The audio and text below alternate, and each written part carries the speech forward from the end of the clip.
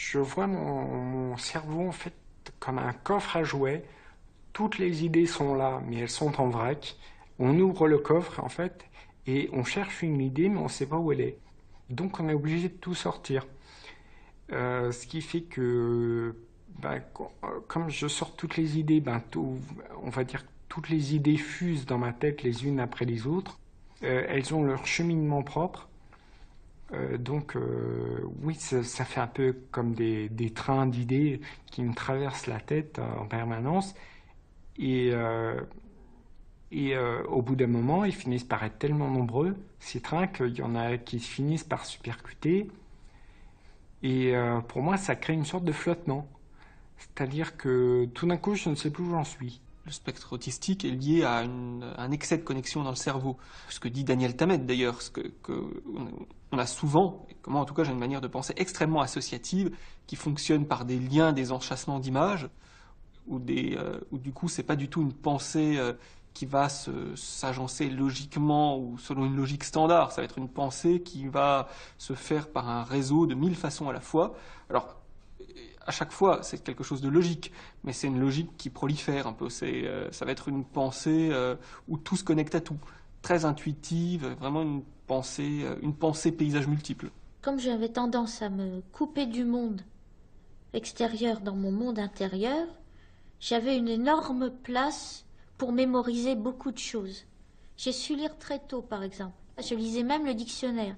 J'avais retenu une bonne partie des définitions et je pouvais donner la définition de mots très compliqués. C'était un peu comme si j'étais branchée sur le savoir universel. Il y a même une assistante sociale qui l'a reproché à ma mère une fois. Elle a dit: votre fille est trop culturée, vous la forcez à ingurgiter des informations, vous allez lui faire mal. On en rit encore. Cette même maîtresse qui avait dit à ma mère qu'il fallait me mettre en institution parce que je savais écrire Égypte et Mozart sans aucune faute, à l'âge de 3 ans à peu près, et compter, ainsi que compter de 1 à 150 à l'endroit et à l'envers.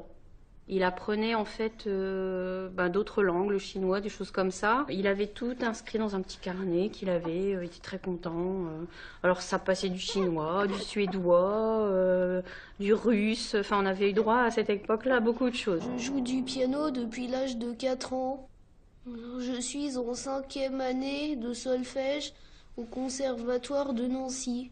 Quand j'entends une musique, je la reproduis au piano. Des fois, pas tout le temps.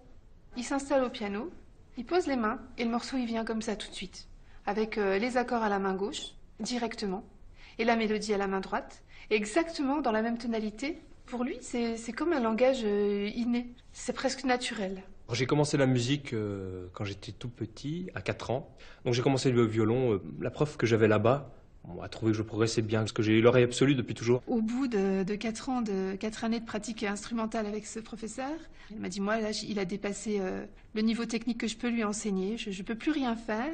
Il n'y avait pas 36 solutions, il a fallu déménager. La prof de piano, elle a tout de suite été très étonnée parce qu'elle a pensé, qu'elle nous a dit, il a certainement l'oreille absolue. Elle a souvent les larmes aux yeux parce qu'il a entendu le morceau une semaine avant et il l'a pas joué entre-temps et il le rejoue parfaitement. Moi, je pense qu'aujourd'hui, dans le milieu de la musique, il y a beaucoup de personnes Asperger qui ne sont pas diagnostiquées.